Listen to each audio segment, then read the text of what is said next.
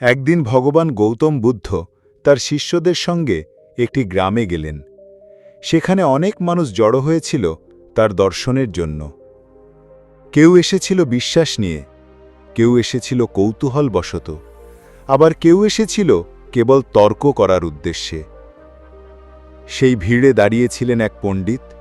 মস্তিষ্কে ছিল জ্ঞানের ভাণ্ডার, কিন্তু হৃদয় ভরা ছিল অহংকারে।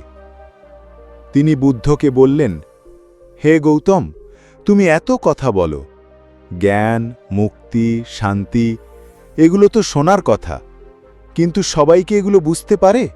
সবাই কি সত্যি এই আলো গ্রহণ করতে সক্ষম? বুদ্ধ চারপাশে তাকালেন। পাশেই বসেছিল এক অন্ধ মানুষ। বুদ্ধ বললেন, দেখো, আমি যদি এই অন্ধ মানুষটির সামনে একটি প্রদীপ জ্বালাই, তাহলে কি সে আলো দেখতে পারবে? না প্রভু, কারণ সে তো অন্ধ, আলো জ্বললেও তার কাছে তা অদৃশ্য। ঠিক তেমনি, যদি কারো মন অন্ধ হয়ে থাকে, তুমি যত আলোই দাও, সে তা দেখতে পারবে না। আমি কেবল আলো জ্বালাতে পারি, কিন্তু কেউ যদি চোখ বন্ধ করে রাখে, তবে আমি জোর করে দেখাতে পারি না। জ্ঞান তখনই কাজ করে যখন মন প্রস্তুত থাকে, আলো তখনই পথ দেখায় যখন চোখ খোলা থাকে। অন্যকে বদলাতে চাইলে আগে নিজেকে খোলা রাখতে হয়।